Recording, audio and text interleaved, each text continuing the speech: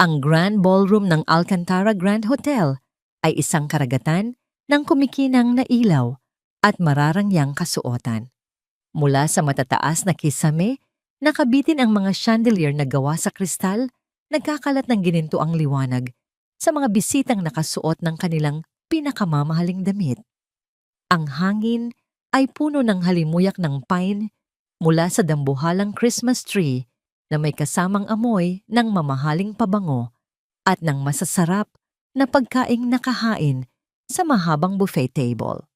Ang mahinang tugtog ng isang string quartet at ang masayang tawanan ng mga mayayamang panauhin ay lumilikha ng isang perpektong himig para sa tao ng Christmas Eve charity gala ng hotel. Sa gitna ng lahat ng karangyaan, halos hindi napapansin si Adrian Reyes at ang kanyang 7 taong gulang na anak na si Mia.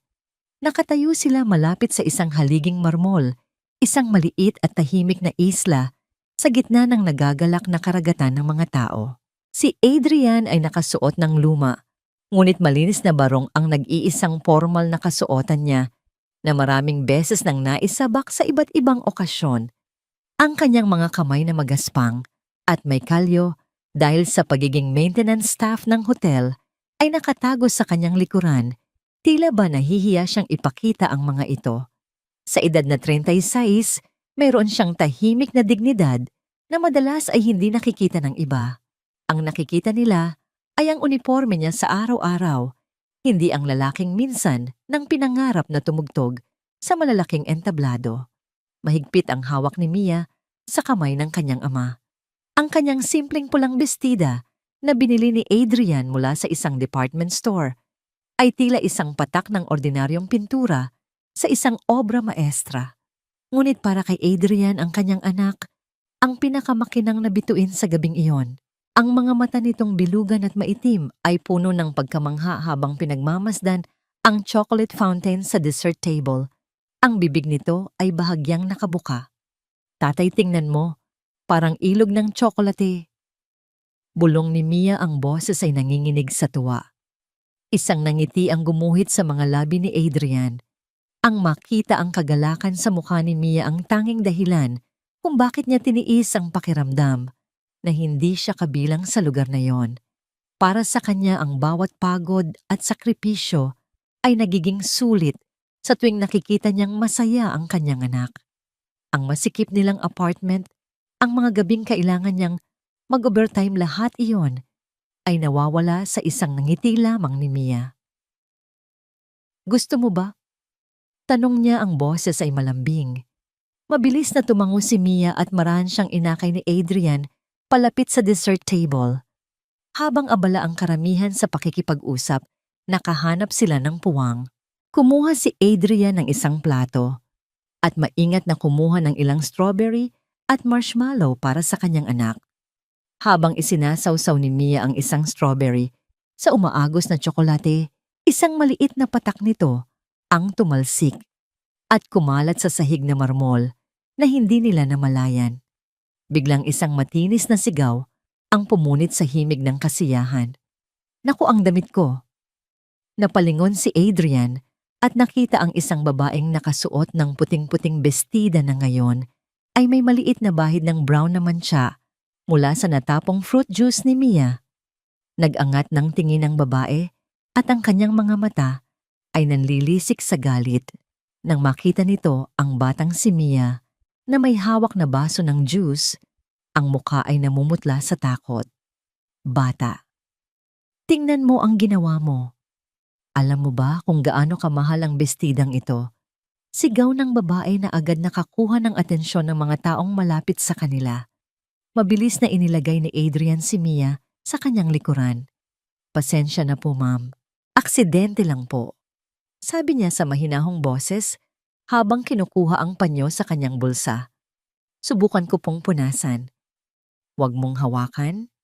Mariing sabi ng babae na may halong pandidiri sa kanyang tingin habang pinasadahan nito ng tingin ang suot ni Adrian.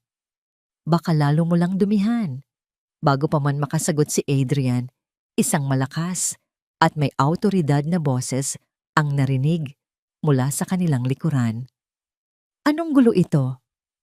Lumingon ang lahat at nakita si Richard Richie Valencia, ang makisig at kilalang fiancé ng CEO na si Melissa Alcantara.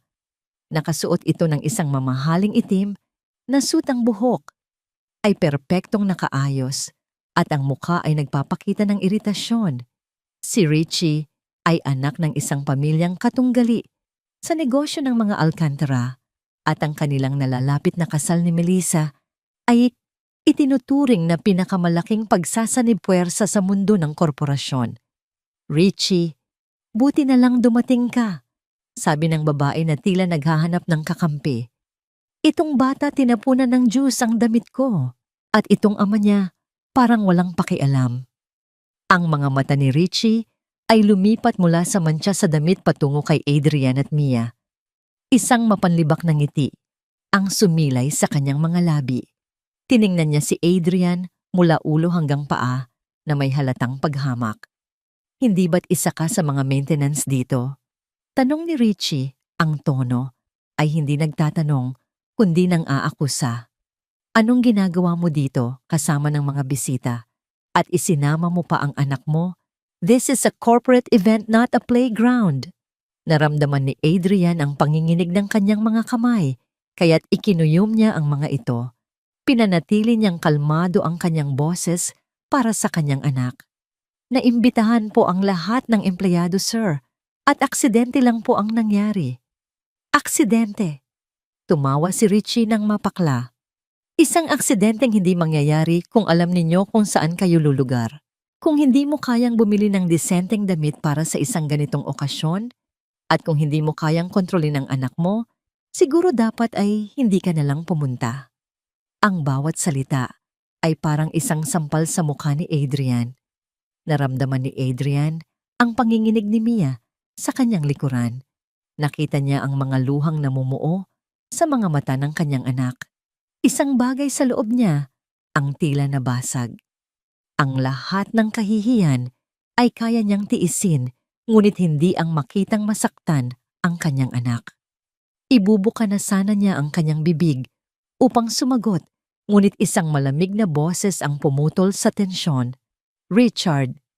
Isang salita lamang yon, ngunit sapat na upang patahimikin ang lahat.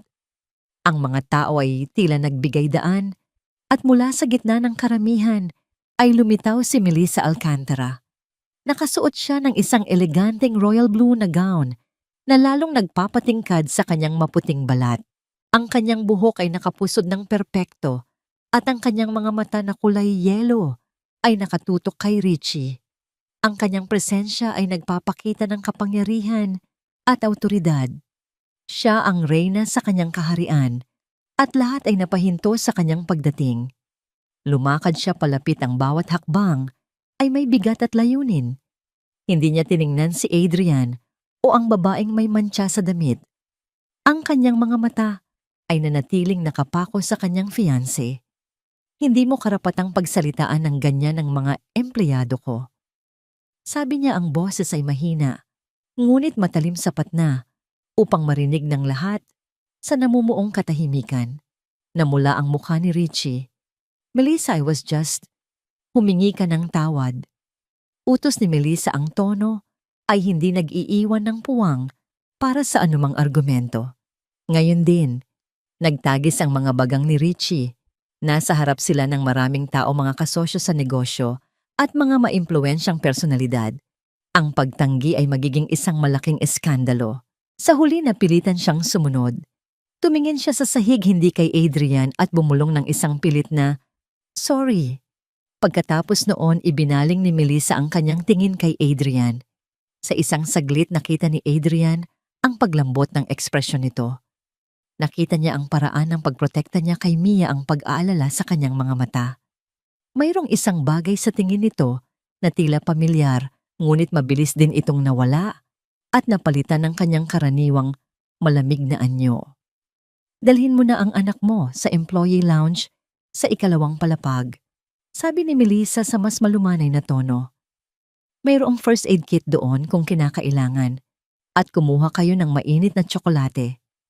Walang salitang lumabas sa bibig ni Adrian. Tumango na lamang siya, dahan-dahang binuhat si Mia na umiiyak na ngayon ng tahimik at mabilis na umalis sa lugar na yon. Habang naglalakad siya palayo, narinig pa niya ang mariing bulong ni Melissa kay Richie. "Sumunod ka sa opisina ko. Mag-uusap tayo." 1 oras ang lumipas. Sa tahimik na employee lounge, payapa nang natutulog si Mia sa isang mahabang sofa, ang mga bakas ng luha ay tuyo na sa kanyang mga pisngi. Napakalma siya ng mainit na tsokolate at ng yakap ng kanyang ama. Ngunit alam ni Adrian na ang kahihiyan ay mananatili sa alaala ng kanyang anak. Isang buntong hininga ang pinakawala ni Adrian. Oras na para umuwi. Dahan-dahan niyang ginising si Mia. "Anak, gising na. Uuwi na tayo." Nagmulat ng mata si Mia at ang unang bagay na sinabi niya ay, "Tatay, ayoko na dito. Ang sama nila." Kumirot ang puso ni Adrian. "Huwag mo na silang isipin, anak. Ang mahalaga, magkasama tayo." Ngunit habang pabalik sila sa grand ballroom upang kunin ang kanilang mga gamit, nakita ni Mia ang grand piano sa isang sulok. Karaniwan itong nakatakip at hindi ginagalaw, isang palamuti lamang.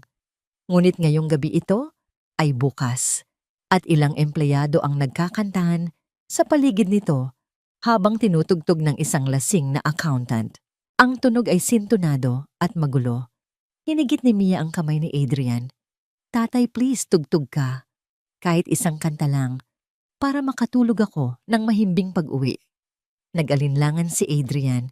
Ilang taon na siyang hindi tumutugtog sa harap ng publiko. Ang aksidenteng sumira, hindi lang sa kanyang kamay, kundi pati na rin sa kanyang kaluluwa ay nag-iwan ng malalim na takot sa kanya. Takot na mahusgahan, takot na maalala ng mga tao kung sino siya dati at makita lamang kung ano siya ngayon. Ngunit ang mga mata ni Mia ay puno ng pag-asa. At bisperas ng Pasko, at naging matapang siya kanina. Paano niya ito hihindian? Sa huli, isang marahang tango ang kanyang sagot. Inakay niya si Mia palapit sa piano. Ang mga empleyadong nagkakantahan ay natahimik at nagbigay daan nang makita nila ang seryosong ekspresyon sa mukha ni Adrian. Ang pag-uusisa ay pumalit sa kanilang tawanan. Umupo si Adrian. Sa harap ng piano, ang kanyang puso ay dumadagundong sa kanyang dibdib. Pinaupo niya si Mia sa tabi niya sa bangko. Saglit na ipinikit niya ang kanyang mga mata. Pagkatapos, dahan-dahan niyang itinaas ang kanyang mga kamay. Ang kaliwang kamay niya ay perpekto pa rin, ngunit ang kanan ng kanang kamay niya na may mahabang peklat mula sa pagkakaipit sa isang bakal ay bahagyang nanginginig. Ipinatong niya ang kanyang mga daliri sa ibabaw ng mga tipa. Ang mga ito ay malamig at pamilyar.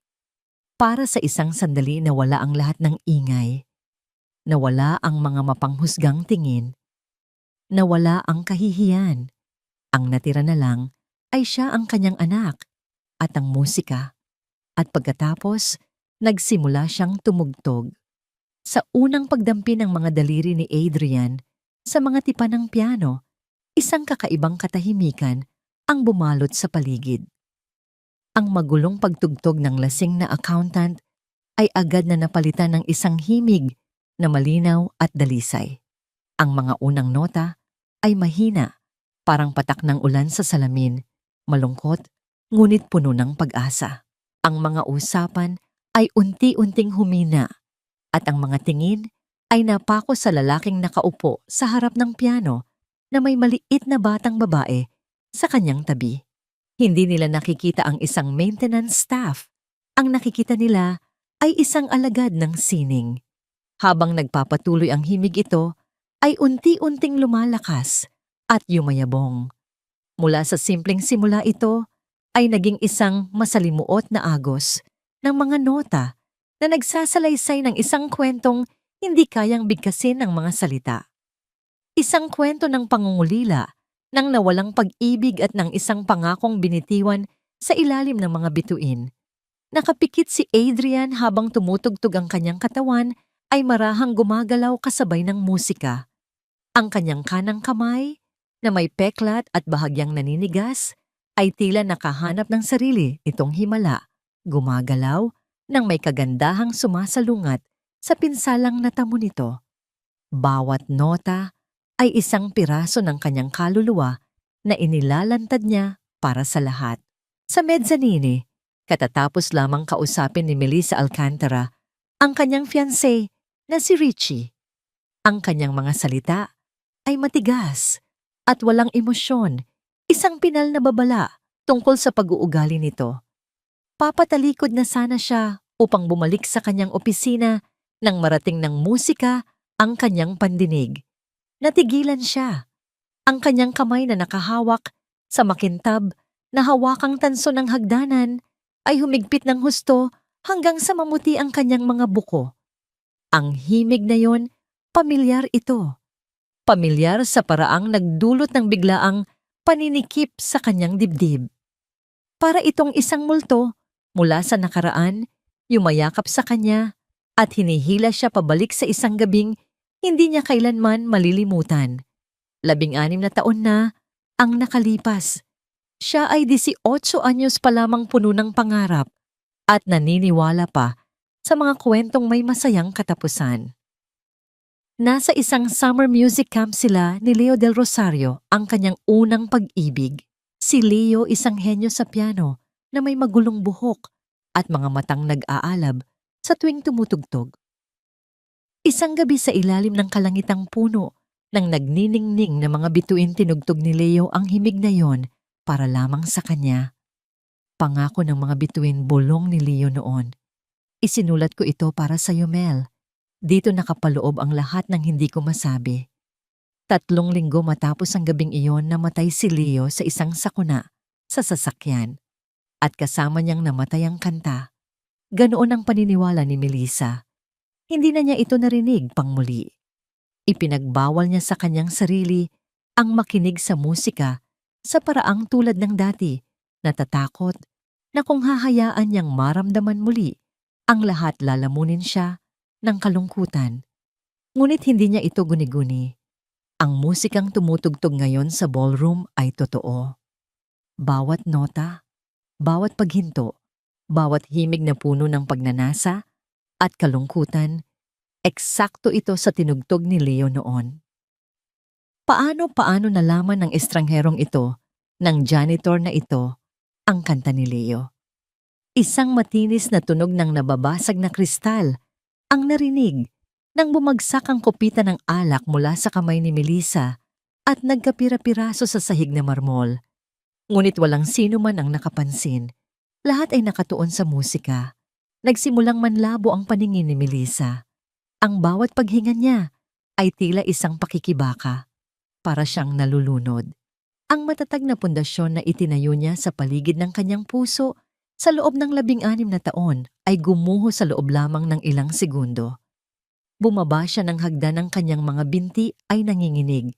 Para siyang hinihila ng isang hindi nakikitang puwersa palapit sa piano. Ang mga tao ay nagbibigay daan sa kanya, nakakaramdam sa bigat ng kanyang presensya. Nang matapos ang kanta isang sandali, nang ganap na katahimikan, ang namayani, bago bumuhos ang malakas na palakpakan. Ngunit hindi ito narinig ni Adrian. Idinilat niya ang kanyang mga mata at ang una niyang nakita ay ang kanyang anak na si Mia na nakangiti sa kanya. Iyon lang ang mahalaga. Ngunit nang iangat niya ang kanyang tingin, natigilan siya. Nakatayo sa harap niya ilang talampakan lamang ang layo ang CEO ng hotel. Si Melissa Alcantara ay maputla ang karaniwang lamig. Sa kanyang mga mata ay napalitan ng isang bagyo ng mga emosyon. Nakita ni Adrian ang gulat, kalituhan at sakit at may mga luhang namumuo sa gilid ng mga ito. Saan mo natutunan yan? Tanong ni Melissa, ang boses ay garalgal at halos pabulong. Automatikong tumayo si Adrian, marahang itinayo rin si Mia at bahagyang inilagay sa kanyang likuran. Ang kanyang puso ay dumadagundong sa kanyang dibdib. Ito na, ang sandaling kinatatakutan niya sa loob ng maraming taon. Isa lang pong lumang himig, ma'am. Sagot niya pilit na pinapakalma ang kanyang boses. Narinig ko lang po kung saan-saan. Huwag kang magsinungaling sa akin. Ang boses ni Melissa ay tumaas at tumalim, ang desperasyon ay gumagapang na sa kanyang tono. Ang kantang yan, isinulat yan para sa akin. Ang isang taong matagal nang patay. Walang ibang nakakaalam nito. Imposibleng may iba pang makaalam. Lumapit pa siya ng isang hakbang. Ang kanyang mga mata ay nagsusumamo, hinahanap ang sagot sa kanyang mukha, mga sagot na hindi handang ibigay ni Adrian. Sino ka? Tanong niya, ang bawat kataga ay puno ng bigat. Bago pa man makasagot si Adrian, nagsalita si Mia mula sa kanyang likuran. Ang boses ay inaantok. Ang ganda, tatay. Pwede na po ba tayong umuwi? Ang tinig ng bata ang pumutol sa matinding tensyon. Ang tingin ni Melissa ay napunta sa bata. Pagkatapos ay bumalik kay Adrian. Nakita niya ang takot sa mga mata ng lalaki, ang paraan ng pagprotekta nito sa kanyang anak. Napilitan siyang huminga ng malalim, pilit na inaalala kung nasaan siya. Walang sinabi si Adrian. Mabilis niyang kinuha ang maliit na bag ni Mia at ang kanyang luma at manipis na jacket. Hawak-hawak ang kamay ng kanyang anak. Mabilis siyang naglakad patungo sa exit, hindi na muling lumingon. Naiwan si Melissa na nakatayo sa gitna ng ballroom, hindi makagalaw.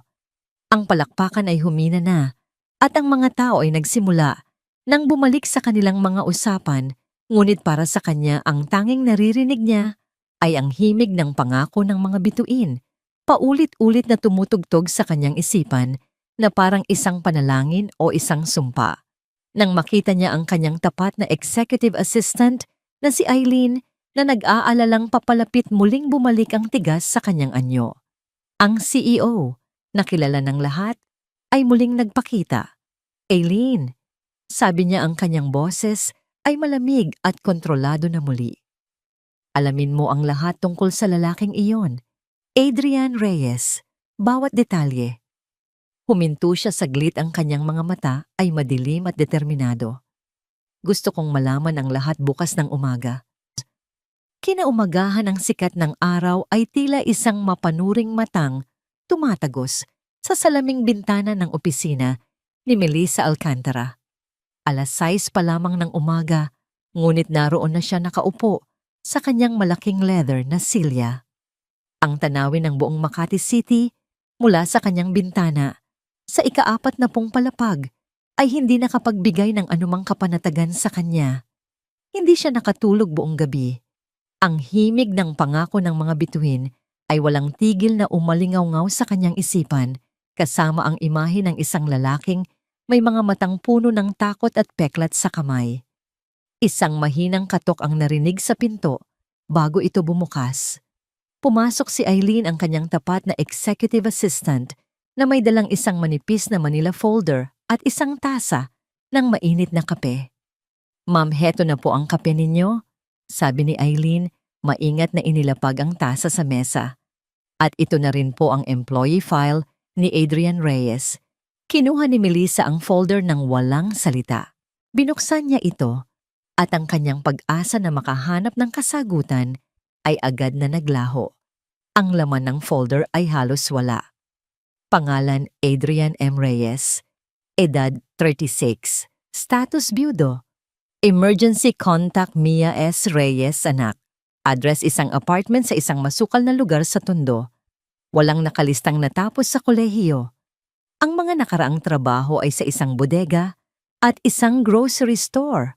Walang anumang nabanggit tungkol sa musika. Walang kahit anong pahiwatig ng isang nakaraang buhay na may koneksyon sa sining. Ang file ay isang blangkong pader.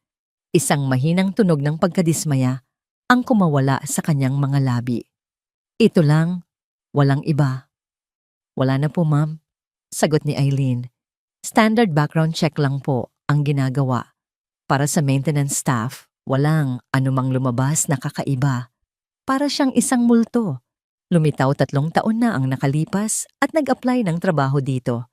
Isinara ni Melissa ang folder. Isang multo. Iyon nga ang pakiramdam niya kay Adrian. Isang multo mula sa nakaraan na bigla na lang nagkatawang tao. Ngunit paano? Bakit ipinikit niya ang kanyang mga mata at pilit na binalikan ang mga alaala ng summer music camp. Si Leo, ang kanyang tawa ang kanyang musika. At sa likod ng mga alaalang iyon, may isang malabong imahe, isang binatang tahimik, laging nasa isang sulok na may matinding tingin habang pinapanood ang lahat. Hindi niya maalala ang pangalan nito. Hindi niya ito pinapansin noon. Posible kayang biglang may isang pangalan na pumasok sa kanyang isip. Eileen. Sabi ni Melissa, ang kanyang mga mata ay muling nagkaroon ng determinasyon. Hanapin mo siya. Maestro Joaquin Cruz. Dati siyang professor sa Berkshire Music Academy. Siya ang mentor ni Leo. Kailangan ko siyang makausap. Ngayon din. Samantala, sa maliit at masikip na apartment sa Tondo, si Adrian Reyes ay nakatingin sa kanyang natutulog na anak.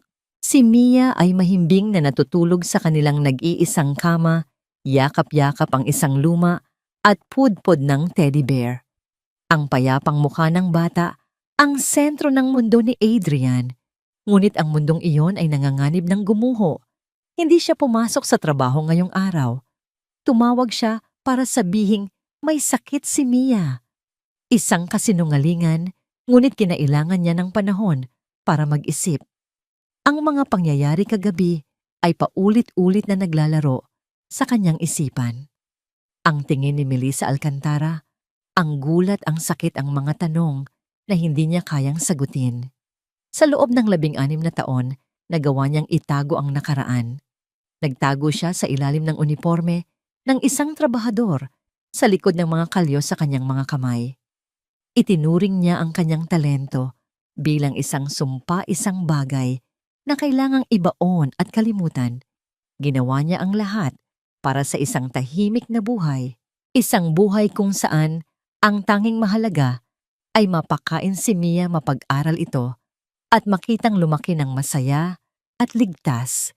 Ngunit sa isang gabi, sa isang kanta, ang lahat ng yon ay nanganganib na mawala. Alam niyang hindi titigil si Melissa.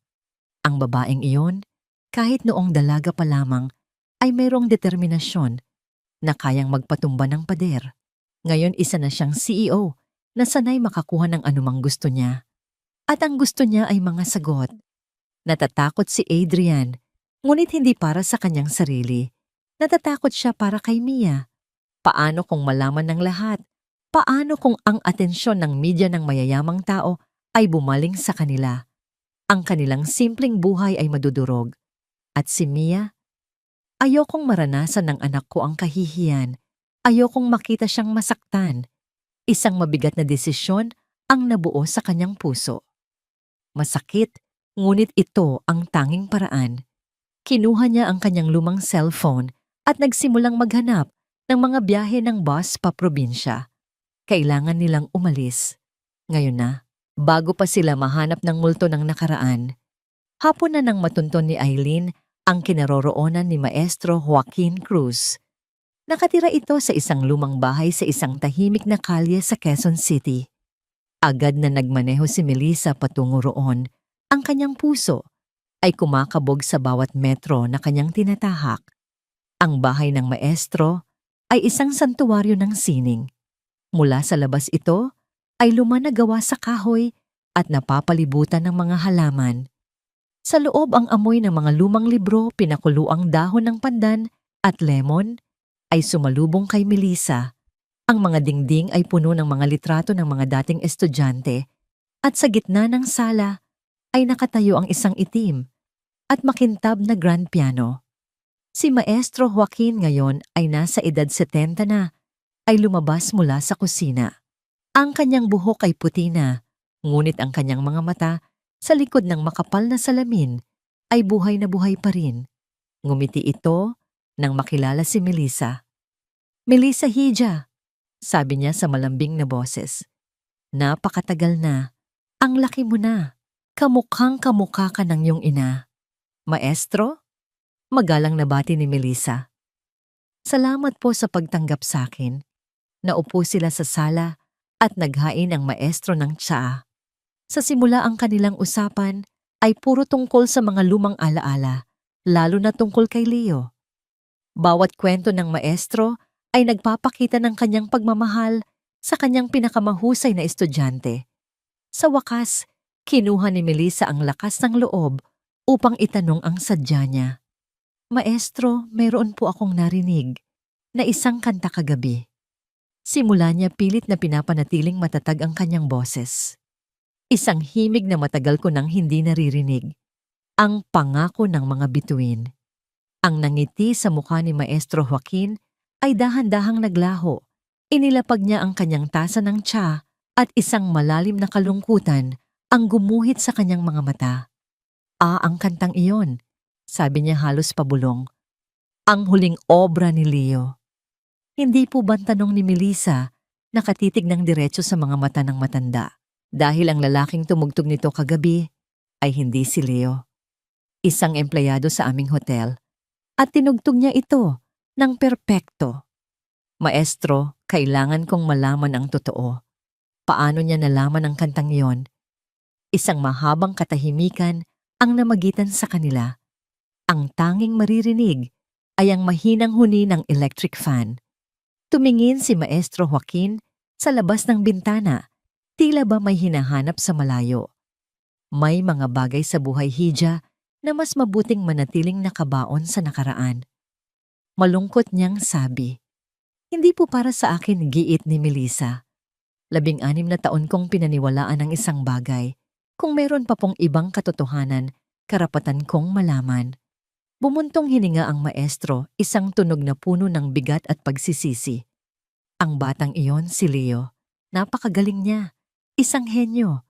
Ngunit kahit ang mga henyo ay nagkakaroon ng hangganan. Humarap siyang muli kay Melissa, ang kanyang mga mata ay puno ng pighati. Ang totoo, Melissa, ay hindi natapos ni Leo ang pangako ng mga bituin. Natigilan si Melissa. Ano po ang ibig ninyong sabihin? Naisulat niya ang simula, ang unang bahagi, na puno ng pangarap at pag-ibig. Ngunit hindi niya mahanap ang tamang katapusan. Nahirapan siya. Paulit-ulit niyang sinubukan, ngunit walang lumalabas. Sabi niya, hindi niya kayang bigyan ng hustisya ang nararamdaman niya para sa'yo. Nagpatuloy ang maestro, ang bawat salita ay tila isang mabigat na bato na inaalis sa kanyang dibdib. Mayroon siyang isang kaibigan sa camp. Isa ring estudyanteng napakagaling, ngunit napakatahimik. Walang nakakapansin. Ngunit nakita ni Leo ang kanyang talento. Humingi siya ng tulong. Ang puso ni Melissa ay nagsimulang tumibok ng mas mabilis. Sino po? Sino ang estudyanteng iyon? Umiling si Maestro Joaquin at isang luha ang gumulong sa kanyang pisngi. Patawarin mo ako, Hija. Iyan lang ang kaya kong sabihin. Utang ko kay Leo ang aking katahimikan. Isang pagkakamali na hinayaan kong maniwala ang lahat na siya lang ang may gawa ng kantang yon. Isang pagkakamali na hindi ko na itatama sa pamamagitan ng pagsira sa isa na namang buhay. Patawad. Tumayo ang Maestro Senyales na tapos na ang kanilang pag-uusap. Naiwan si Melissa na nakaupo, ang kanyang isipan ay gulong-gulo. Isang katotohanan ang natuklasan niya, ngunit ito ay nag-iwan lamang ng mas marami pang tanong. Umalis siya sa bahay ng maestro na may bigat sa puso. Habang nagmamaneho pabalik sa Makati, isang pangalan ang paulit-ulit na umiikot sa kanyang isipan. Adrian Reyes. Sa kabilang banda ng syudad, sa isang maliit na apartment, natapos nang mag-impake si Adrian. Isang lumang bag lang ang dala nila. Hawak niya ang kamay ni Mia. Tatay, saan po tayo pupunta? Tanong ng bata na may halong pagtataka. Ngumiti si Adrian, isang pilit na ngiti. Magbabakasyon tayo, anak. Sa isang lugar na tahimik. Sa isang lugar kung saan walang makakapanakit sa'yo. Lumabas sila ng apartment, isinara ang pinto sa buhay na kanilang binuo. At nagsimulang maglakad palayo, papalayo sa musika, papalayo sa nakaraan at papalayo kay Melissa Alcantara. 2 araw na ang lumipas mula nang huling makita ni Melissa si Adrian Reyes. Ang lalaki ay hindi na pumasok sa trabaho. Nag-file ito ng immediate resignation na nag-iwan lamang ng isang formal na sulat sa HR department. Walang paliwanag, walang paalam. Para siyang bulang, biglang naglaho kasama ang kanyang anak at ang mga sagot na desperadong hinahanap ni Melissa. Ang pagkawala ni Adrian ay nag-iwan ng isang butas sa dibdib ni Melissa, isang pakiramdam ng pagkatalo na hindi niya madalas maranasan. Ang bawat sulok ng hotel ay tila nagpapaalala sa kanya sa lalaki, ang piano, sa ballroom ang pasilyo kung saan niya ito unang ipinagtanggol ang mga mata nitong puno ng lungkot. Ang misteryo sa likod ng pangako ng mga bituin ay naging isang obsesyon. Sino ang lalaking iyon na nagpatibok muli sa kanyang puso sa paraang matagal na niyang kinalimutan at bakit ito tumakbo? Ang kanyang pagiging abala sa isiping ito ay hindi nakaligtas sa matalas na mata ni Richard Ritchie Valencia. Napansin niya ang pagiging balisa ni Melissa sa mga meeting, ang pagiging malayo ng tingin nito. At ang pinaghihinalaan niyang dahilan ay ang janitor na yon. Ang ideya na ang isang hamak na trabahador ay umagaw sa atensyon ng kanyang mapapangasawa ay isang malaking insulto sa kanyang pagkalalaki. Isang hapon walang paalam na pumasok si Richie sa opisina ni Melissa. Nadatnan niya itong nakatayo sa harap ng malaking bintana. Malalim ang iniisip. "Hindi ka na naman nakikinig sa mga tawag ko, Melissa?" Sabi ni Richie, ang boses ay may bahid ng inis. Isinara niya ang pinto nang may kaunting diin. Lumingon si Melissa, ang kanyang muka ay walang emosyon. "May ginagawa ako, Richard. Kung tungkol lang sa wedding planner, ang sasabihin mo, wala akong oras." "Hindi ito tungkol sa wedding planner." Sagot ni Richie, lumapit ito at huminto sa harap ng kanyang mesa. "Ito ay tungkol sa'yo, tungkol sa atin. Anong nangyayari sa'yo nitong mga nakaraang araw? Palagi kang wala sa sarili. Dahil ba yan sa janitor na yon?" Naningkit ang mga mata ni Melissa. "Wala kang pakialam kung sino ang iniisip ko." Isang mapaniyang tawa ang kumawala kay Richie. "Wala akong pakialam. Melissa, magpapakasal tayo sa loob ng 6 na linggo. Ang kasal na ito ay hindi lang basta isang seremonya. Ito ang pagsasanib ng Alcantara Holdings at ng Valencia Capital. Bilyon-bilyong piso ang nakataya. Ang bawat kilos mo, ang bawat desisyon mo ay nakakaapekto sa lahat.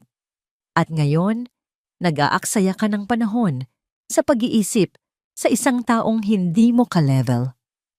Ang paghamak sa boses ni Richie ay hindi maikakaila. Narinig ko na nawawala siya. Magaling.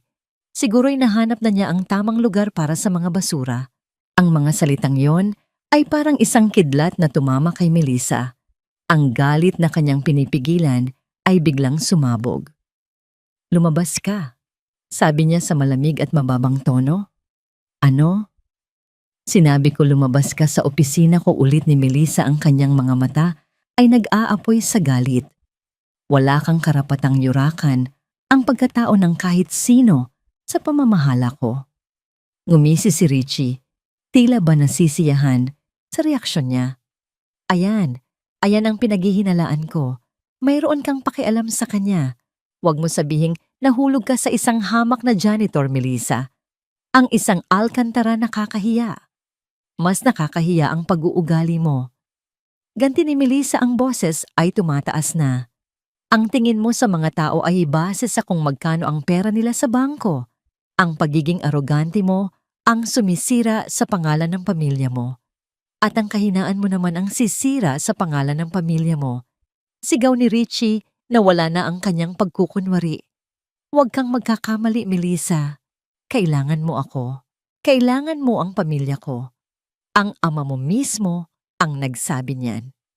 Kung itutuloy mo ang kahibangang ito, sisiguraduhin kong malalaman ng buong business community kung paano mo ipinagpalit ang $1 bilyong na deal para sa isang pulubi." Ang banta ay malinaw, ngunit sa halip na matakot, mas lalong nagalab ang galit ni Melissa. Ito ang klase ng pag-iisip na kinamumuhian niya ang paggamit ng pera at kapangyarihan para kontrolin ang iba. Ito ang pag-uugali ng kanyang ama. At ngayon, nakikita niya ito sa lalaking dapat niyang pakasalan. Walang salitang kumuha si Melissa ng isang baso ng tubig mula sa kanyang mesa. "Anong ginagawa mo?" Nagtatakang tanong ni Richie. Sa isang mabilis at biglaang kilos, ibinuhos ni Melissa ang laman ng baso sa mukha ni Richie. Ang malamig na tubig ay tumulo mula sa kanyang perpektong nakaayos na buhok, sa kanyang mamahaling suit hanggang sa kanyang nanggagalaiting mukha. Napatanga si Richie, hindi makapaniwala sa nangyari. "Ulitin ko," sabi ni Melissa, ang kanyang boses ay nanginginig sa pinipigilang galit, ngunit ang kanyang mga mata ay matatag. "Habang nasa loob ka ng gusaling ito, empleyado ko man siya o hindi mo aapihin ang kahit sino. At isa pa, Richard, baka nakakalimutan mo, ikaw ang mas nangangailangan sa akin. Ang Alcantara Grand, ang puso ng operasyong ito, hindi ang pera mo. Kaya kung mayroon mang dapat mag-ingat sa kanyang mga kilos, ikaw yon." Dahan-dahang pinunasan ni Richie ang kanyang mukha gamit ang likod ng kanyang kamay. Ang gulat sa kanyang mga mata ay napalitan ng purong galit. Isang madilim at mapanganib na galit. "Pagsisisihan mo ito, Melissa," sabi niya, sa isang tinig na halos pabulong ngunit puno ng pagbabanta. "Pagsisisihan mo ang araw na ito." Hindi na siya nagsalita pa. Mabilis siyang tumalikod at padabog na lumabas ng opisina. Isinara ang pinto nang may malakas na kalabog na umalingaw-ngaw sa buong silid. Naiwan si Melissa na nakatayo, ang kanyang dibdib ay mabilis na tumataas at bumababa. Ang kanyang mga kamay ay nanginginig, hindi sa takot, kundi sa galit at sa bigat ng kanyang ginawa. Alam niya na ang pagbuhos ng tubig ay hindi lang isang simpleng kilos. Ito ay isang deklarasyon. Isang deklarasyon ng pagsuway hindi lang kay Richie, kundi sa lahat ng kinakatawan nito, ang mga kasunduan, ang mga inaasahan ng pamilya, ang malamig na mundo ng korporasyon. Umupo siya sa kanyang silya, nanginginig. Inilagay niya ang kanyang mukha sa kanyang mga palad. Ang ginawa niya ay mapanganib. Alam niya iyon. Si Richie ay hindi isang taong basta-basta na lang magpapatalo. Gagamitin niya ang lahat para makaganti. Ngunit sa gitna ng kanyang pangamba, mayroong isang maliit na bahagi sa kanya na nakaramdam ng kalayaan. Sa unang pagkakataon, sa loob ng maraming taon, ipinaglaban niya ang isang bagay na hindi tungkol sa negosyo o sa kita. Ipinaglaban niya ang tama. Ipinaglaban niya ang alaala ng isang lalaking hindi niya lubos na kilala, ngunit sa tingin niya ay hindi nararapat sa ganoong pagtrato. At habang nakaupo siya roon, sa katahimikan ng kanyang opisina, isang desisyon ang nabuo sa kanyang isipan, mas malinaw at mas matatag kaysa dati. Hindi niya hahayaang manalo si Richie. At hahanapin niya si Adrian Reyes kahit anong mangyari. Dahil ngayon, hindi na lang ito tungkol sa isang kanta. Tungkol na ito sa katotohanan. At sa hustisya, ang gabi ay malalim na at ang Alcantara Grand Hotel ay payapa nang natutulog sa ilalim ng kumot ng kadiliman. Ang karaniwang abalang lobby ay isa ng malawak na espasyong walang katao-tao, kung saan ang tanging gumagalaw ay ang mga aninong nililikha ng mga ilaw pang seguridad. Sa katahimikang ito, isang figura ang dahan-dahang naglakad, papasok mula sa service entrance, si Adrian Reyes. 2 araw siyang nagtago, 2 araw na nilabanan ang kanyang konsensya. Ngunit, may mga naiwan siyang gamit sa kanyang locker, isang lumang litrato ni Mia at ng kanyang yumaong asawa, at ilang mga kasangkapang pag-aari pa ng kanyang ama. Mga simpleng bagay, ngunit para sa kanya ang mga ito ay mga piraso ng kanyang buhay. Hindi niya kayang iwan ang mga ito. Sa kanyang isipan, ang plano ay simple kukunin niya ang gamit at aalis nang walang sino mang makakakita. Mabilis lang. Ngunit habang tinatahak niya ang pasilyo pabalik mula sa locker room, ang kanyang mga paa ay kusa siyang dinala patungo sa bukana ng Grand Ballroom. Doon sa gitna ng dilim, nakatayo ang grand piano, tila isang natutulog na higante. Ang liwanag ng buwan na tumatagos mula sa matataas na bintana ay lumilikha ng isang mahinang sinag sa ibabaw ng makintab nitong itim na takip. Para itong isang magnet humihila sa kanya. Isang huling pagkakataon, bulong ng isang bahagi ng kanyang isipan. Isang huling pamamaalam. Hindi niya napigilan ang sarili. Dahan-dahan siyang lumapit, ang bawat hakbang ay mabigat. Maingat niyang itinaas ang takip ng piano. Umupo siya sa bangko at sa isang saglit, ipinikit niya ang kanyang mga mata, nilalanghap ang pamilyar na amoy ng lumang kahoy at ivory. Pagkatapos, binuksan niya ang maliit na ilaw ng piano na lumikha ng isang maliit at ginintoang bilog ng liwanag sa gitna ng malawak na kadiliman at nagsimula siyang tumugtog. Ngunit sa pagkakataong ito, ang musika ay iba. Kung noong una ay puno ito ng pananabik at lihim na pag-ibig, ngayon, ang bawat nota ng pangako ng mga bituin ay basag at puno ng pighati. Ito ay isang himig ng pagsisisi, ng pagpapaalam ng isang buhay na nawala at mga pangarap na hindi natupad. Ito ang tunog ng kanyang durog na puso. Sa ika-40 palapag, si Melissa Alcantara ay nakaupo sa kanyang opisina, napapalibutan ng mga dokumento at mga ulat sa pananalapi. Hindi siya mapakali sa kanyang penthouse. Ang mansyon ng kanyang pamilya ay masyadong malaki at malamig. Ang opisina niya ang kanyang kanlungan. Dito siya ang may kontrol. Ngunit kahit ang trabaho ay hindi maialis sa kanyang isipan, ang misteryo ni Adrian Reyes. Nang bigla isang himig ang kanyang narinig. Mahina, malayo, ngunit hindi maipagkakamali. Natigilan siya, ang ballpen ay nabitawan mula sa kanyang kamay. Imposible. Ginugunita lang ba niya ito? Ngunit habang pinakikinggan niya ito, ay unti-unting lumilinaw. Hindi ito ay totoo. May tumutugtog sa lobby. Mabilis siyang tumayo. Hindi na siya nag-abalang mag-elevator.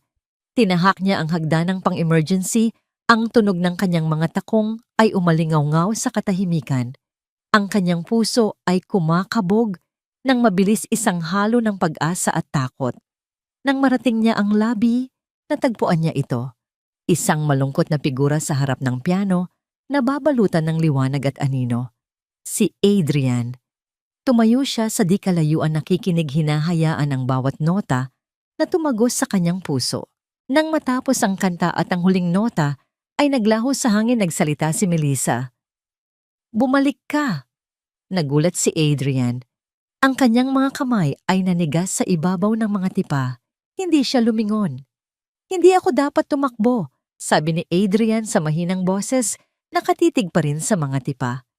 "Tinanong ako ni Mia kung bakit tayo umalis. Wala akong naibigay na magandang sagot sa kanya. Nagustuhan niya dito. Nagustuhan niya ang mga biskwit na bigay ng mabait na babae. Nagustuhan niyang panoorin ang mga ilaw." Huminto siya at isang buntong hininga ang kanyang pinakawalan.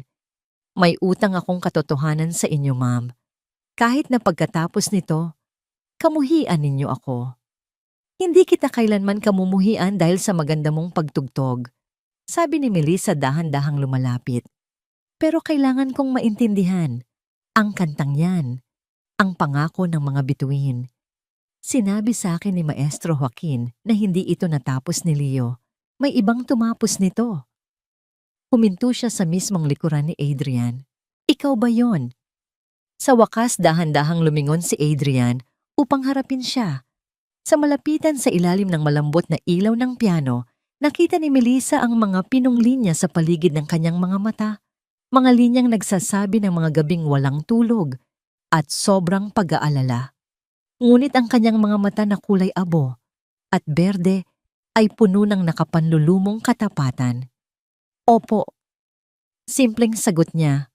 "Ako nga po." Ang mga tuhod ni Melissa ay tila nanghina.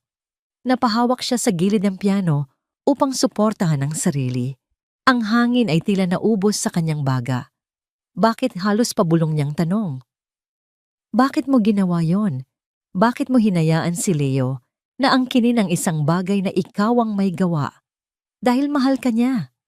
Sabi ni Adrian at sa unang pagkakataon, may bahid ng kapaitan sa kanyang boses. At ako, wala lang ako. Isa lang akong batang tumutugtog dahil kailangan hindi dahil nakatadhana akong maging magaling tulad ni Leo. Nandoon ako sa music camp dahil sa isang scholarship na halos hindi ko kayang bayaran. Gabi-gabi akong naguhugas ng pinggan sa isang karinderya para lang may pamasahe.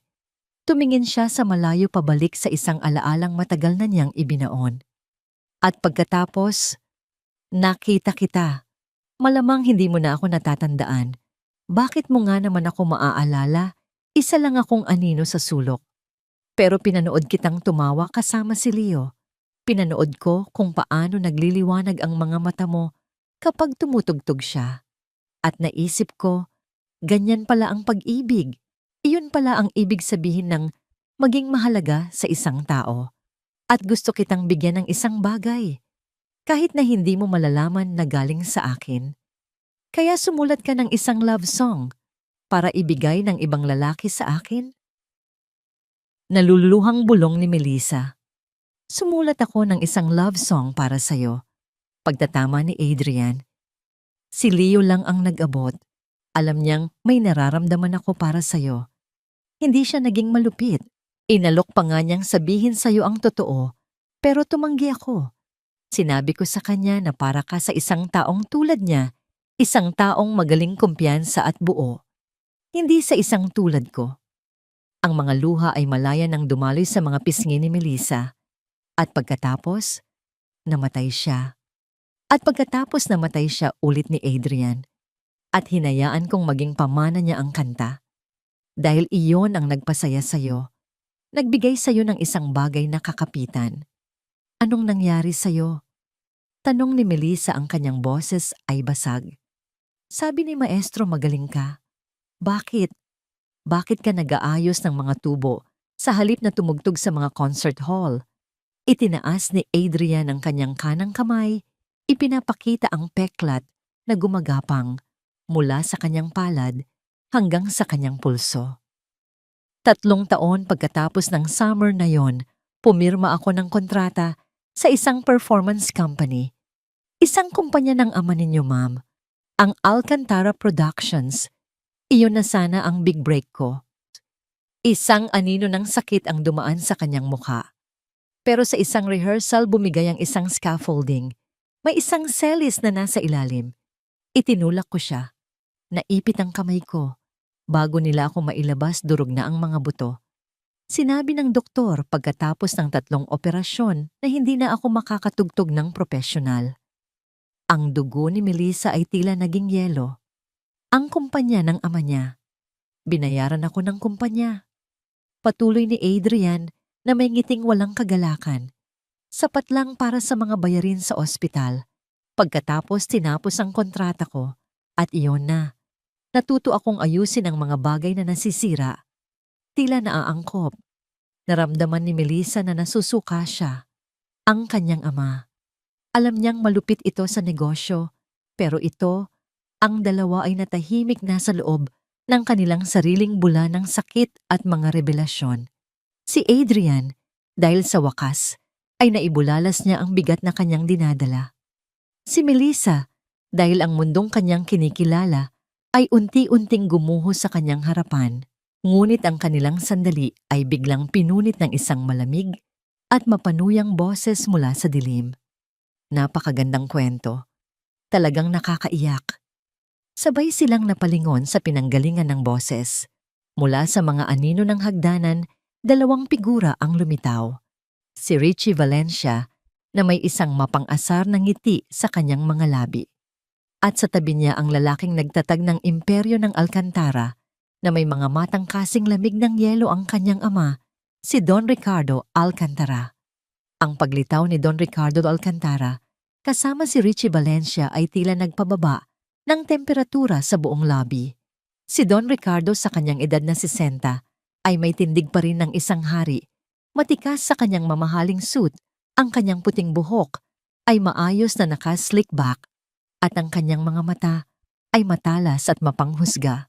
Ang kanyang presensya ay nag-utos ng respeto at takot. Kaya totoo nga, sabi ni Don Ricardo, ang kanyang boses ay kalmado ngunit puno ng paghamak, umalingaw-ngaw sa katahimikan. Ang anak ko ay nakikipagtagpo sa isang hamak na trabahador sa kalaliman ng gabi. Melissa, pinalaki kita nang mas maayos kaysa rito. Tumayo si Melissa, ang kanyang katawan ay automatikong humarang sa pagitan ng kanyang ama at ni Adrian. Ang kanyang takot ay napalitan ng tapang. Anong ginagawa ninyo dito, Papa? Tinawagan ako ni Richard. Sagot ni Don Ricardo, ang tingin niya ay lumipat kay Adrian na parang isang basahan. Sinabi niya na ginagawa mong katatawanan ang sarili mo dahil sa isang janitor na sinusubukang mangikil sa'yo gamit ang isang kwentong kutsero tungkol sa isang lumang aksidente. Walang sinumang nangingikil dito, matigas na sagot ni Melissa. At ang aksidenteng iyon, hindi niya kasalanan. Kasalanan natin. Negosyo iyon. Pagtatama ni Don Ricardo, iwinagayway ang kanyang kamay na parang nagtataboy ng isang langaw. Minsan kailangang may isakripisyo para sa kapakananan ng kumpanya. Nabayaran siya ng patas. Patas. Tumaas ang boses ni Melissa, puno ng hindi makapaniwalang galit. Sinira ninyo ang kanyang karera at binayaran siya ng halagang halos hindi sumapat sa kanyang mga gastusin sa ospital. Sinira ninyo ang buhay niya. Isang mapanlibak na ngiti ang sumilay sa mga labi ni Don Ricardo. Wala naman siyang patutunguhan. Ginawan pa nga natin siya ng pabor. Kung tunay siyang may talento, hahanap siya ng paraan para magtagumpay sa kabila ng pinsala. Sa halip heto, siya naglilinis ng mga kubeta ang lugar kung saan siya nararapat. Bawat salita ng kanyang ama ay parang isang suntok sa sikmura ni Melissa. Tumingin siya kay Adrian na nananatiling tahimik sa kanyang likuran. Ang kanyang mga panga ay nagtagis, ang mga kamay ay nakakuyom sa kanyang tagiliran. Ngunit ang pinakamasakit na dagok ay hindi pa dumarating. Lumapit si Richie, ang kanyang mukha ay nagpapakita ng tagumpay. Ito mismo ang problema, Melissa. Sabi niya sa isang mapang-asar na tono, masyado kang abala sa paglalaro ng bahay-bahayan kasama ang lalaking ito at ang anak niya. Sabi niya, ang huling salita ay puno ng pandidiri. Nakalimutan mo na kung ano ang nakataya. Tumingin siya kay Adrian, pagkatapos ay kay Melissa.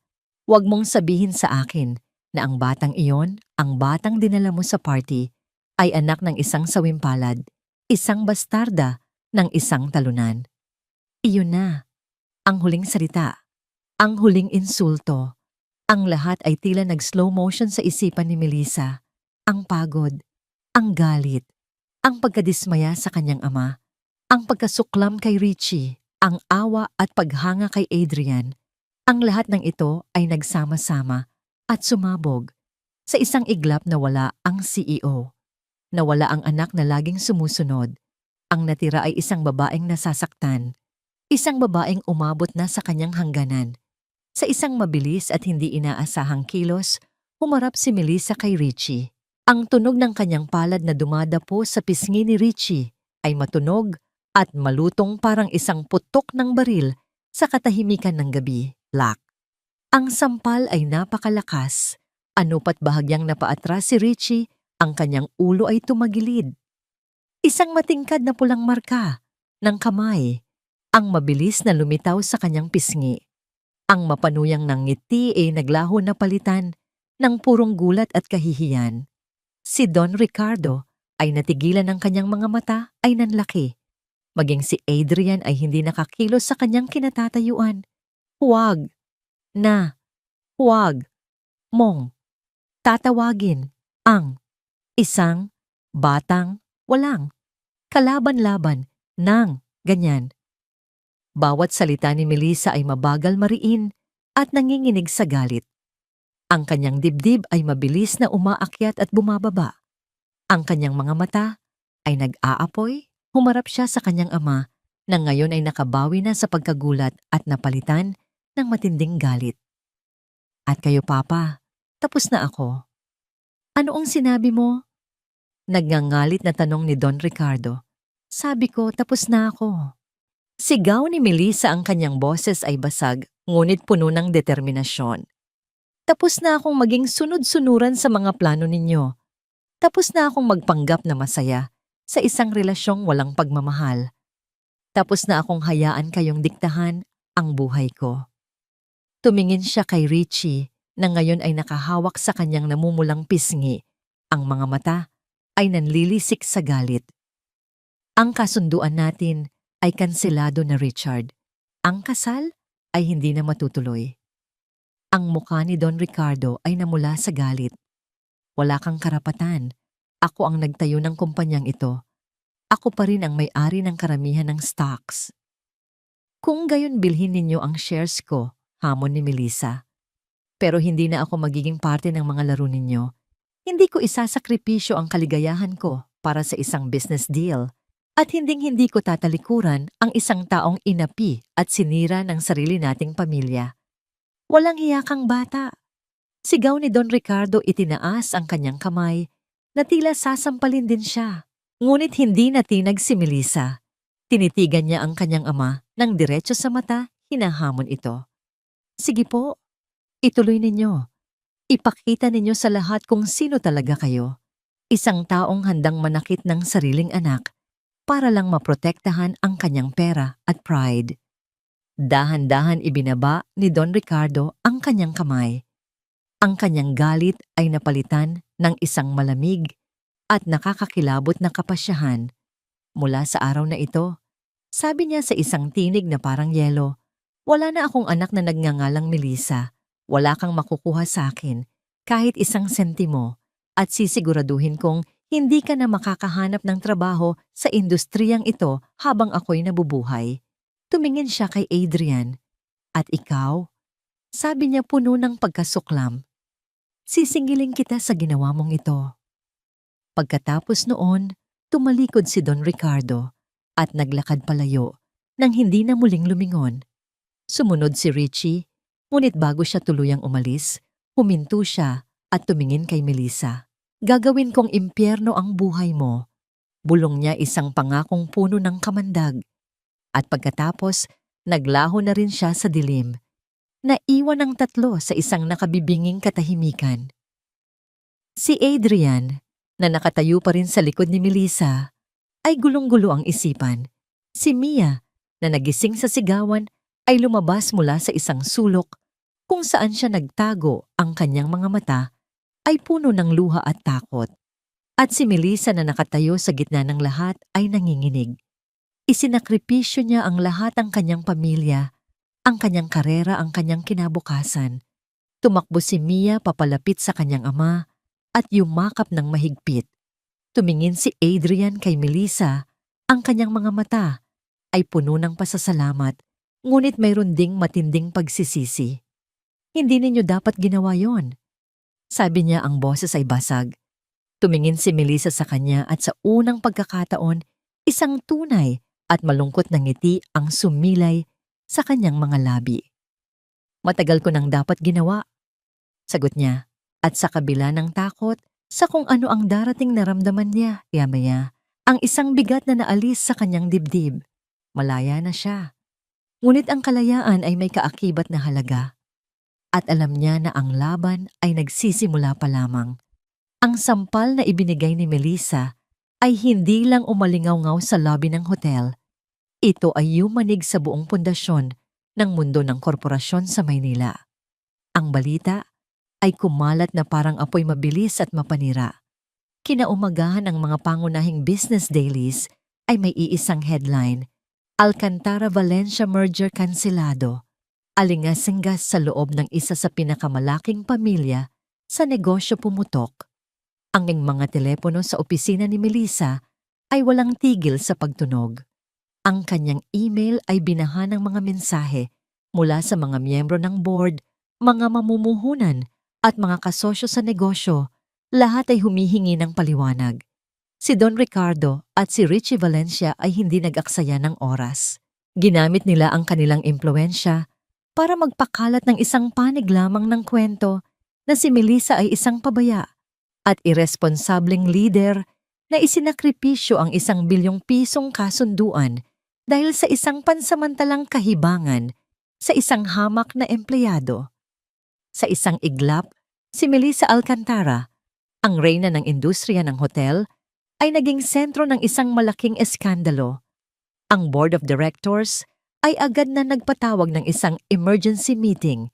Ang kanilang mensahe ay malinaw: ayusin niya ang gulo o harapin ang no confidence vote. Sa gitna ng lahat ng ito, si Adrian Reyes ay naging isang anino, isang pangalang binabanggit sa mga bulong-bulungan bilang ang janitor na sumira sa lahat. Ang utos ni Don Ricardo ay mabilis na naipatupad. Si Adrian ay opisyal nang tinanggal sa trabaho, effective immediately, at pinagbawalan ng makapasok sa alinmang pag-aari ng Alcantara. Nakatanggap si Adrian ng isang formal na termination letter sa pamamagitan ng isang messenger na inihatid sa kanyang maliit na apartment. Habang binabasa niya ang mga salita, isang pamilyar na pakiramdam ng kawalan ng pag-asa ang bumalot sa kanya. Muli ang mundo ay gumuho sa kanyang harapan. Ngunit sa pagkakataong ito, hindi lang siya ang nadamay. Hinila niya si Melissa pababa kasama niya. Ang bigat ng pagkakasala ay halos hindi niya makayanan. Kinahapunan, habang nag-iimpake siya ng kanilang mga gamit sa pagkakataong ito para sa isang permanenteng pag-alis, isang katok ang narinig niya sa kanyang pinto. Nag-aalangan siyang buksan ito, iniisip na baka isa na namang legal na dokumento. Ngunit nang sumilip siya, natigilan siya.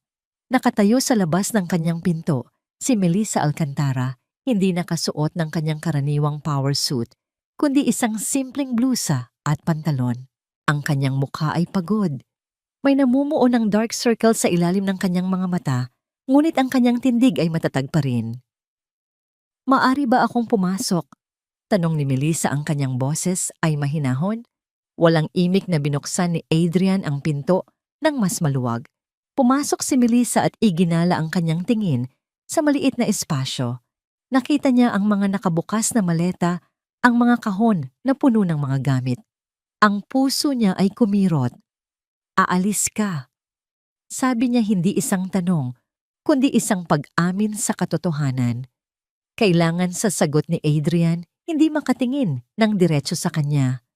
"Ako ang may kasalanan ng lahat ng ito. Gulo lang ang idinulot ko sa buhay ninyo. Ang pinakamabuting gawin ko ay umalis at mawala na lang." Hindi mabilis na sagot ni Melissa. "Huwag mong isipin yan.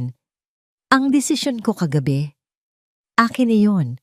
Ginawa ko yon para sa sarili ko, hindi lang para sa'yo." Lumapit siya. "Adrian, tumingin ka sa akin." Dahan-dahang itinaas ni Adrian ang kanyang tingin at nakita ni Melissa ang sakit at pagsisisi sa kanyang mga mata. Hindi ito ang katapusan. Sabi ni Melissa, ang kanyang boses ay puno ng determinasyon. "Lalabanan ko sila. Ngunit kailangan kita. Kailangan kong manatili ka." "Paano ako makakatulong?" Mapaklang tumawa si Adrian. "Isa lang akong janitor na walang trabaho. Anong laban ko sa isang Don Ricardo Alcantara? Paano kita matutulungan?" "Sa pamamagitan ng pananatili sa tabi ko." Halos pabulong na, sabi ni Melissa. "Huwag mo akong iwan ngayon. Hindi ngayon. Ikaw lang ang nag-iisang tao sa matagal na panahon na nagpakita sa akin na mayroong higit pa sa buhay kaysa sa pera at kapangyarihan. Huwag mo akong hayaang maniwala na nagkamali ako." Ang kanyang pagsusumamo ay sinsero. Sa sandaling iyon, hindi siya ang CEO. Isa lang siyang babaeng takot at nag-iisa humihingi ng tulong. Isang mahabang katahimikan ang namayani. Naririnig ni Adrian ang ingay ng mga sasakyan mula sa labas, ang pag-iyak ng isang sanggol. Sa kabilang apartment, mga tunog ng buhay na tila napakalayo sa kanilang dalawa. Sa huli, isang mabagal na tango ang kanyang sagot. "Hindi ako aalis." Sabi niya, isang simpleng pangako, ngunit para kay Melissa, ito ang lahat.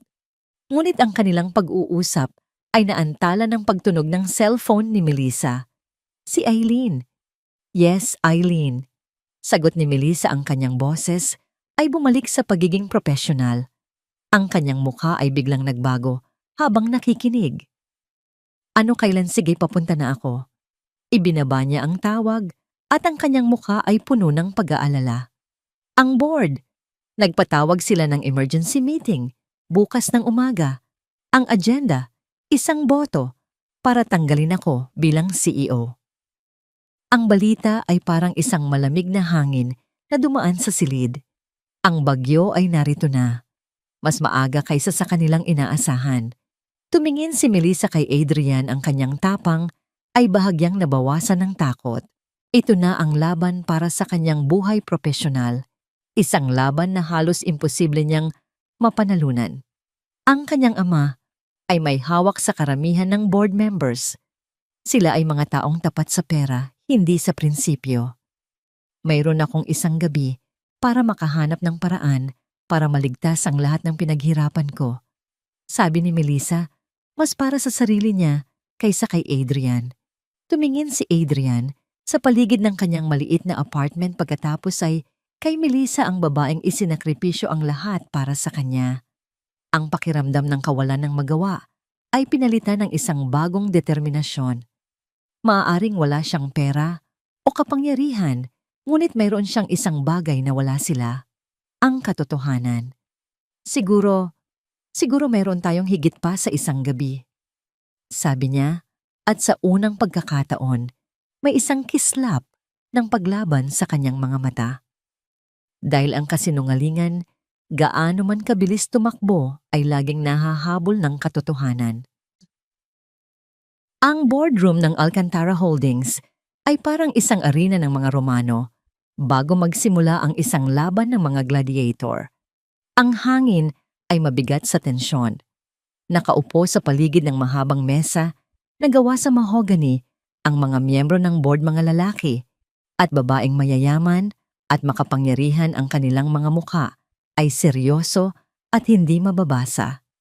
Sa kabisera ng mesa nakaupo si Don Ricardo Alcantara, hindi bilang CEO, kundi bilang pinakamalaking shareholder.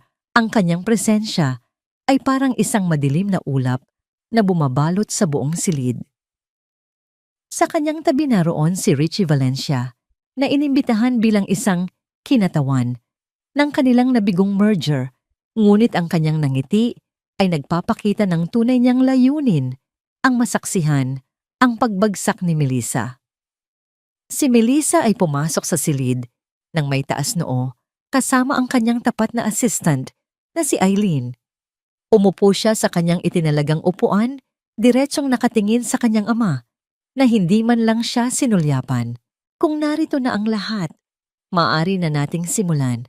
Sabi ng chairman ng board, isang matandang lalaki na matagal ng kaibigan ni Don Ricardo. Ang layunin ng pagpupulong na ito ay upang pag-usapan ang kamakailang mga kaganapan na nagdulot ng malaking pinsala sa reputasyon at hinaharap ng ating kumpanya, at upang magsagawa ng isang boto ng no confidence laban kay CEO Melissa Alcantara. Nagsimulang magsalita si Don Ricardo. Ang kanyang boses ay malakas at puno ng awtoridad, ngunit may halong huwad na kalungkutan. Isinalaysay niya ang kanyang bersyon ng mga pangyayari. Ipininta si Melissa bilang isang anak na nawala sa tamang landas, isang leader na nagpadala sa emosyon sa halip na sa lohika. Masakit para sa akin bilang isang ama na aminin ito. Sabi ni Don Ricardo, tinitingnan ang bawat miyembro ng board. Ngunit ang aking anak ay naging isang panganib sa kumpanyang ito na itinayo ko mula sa dugo at pawis. Ang kanyang pabigla-biglang mga desisyon ay nagkakahalaga sa atin ng bilyon-bilyon.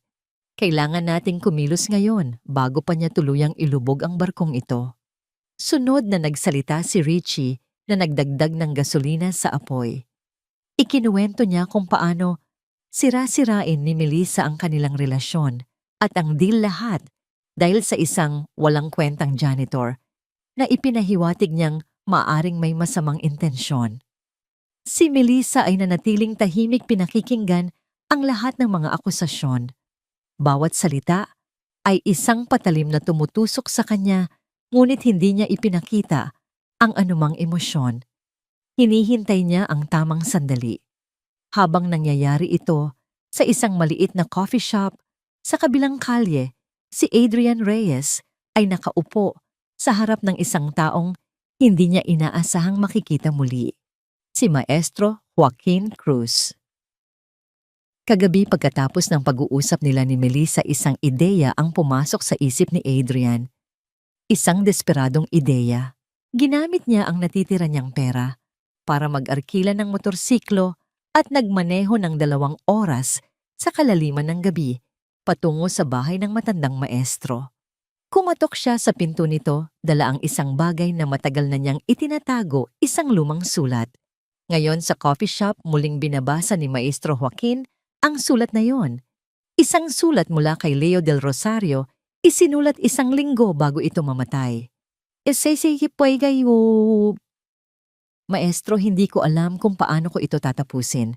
Ang himig ay para kay Mel, ngunit ang kaluluwa nito ay tila pag-aari ng iba.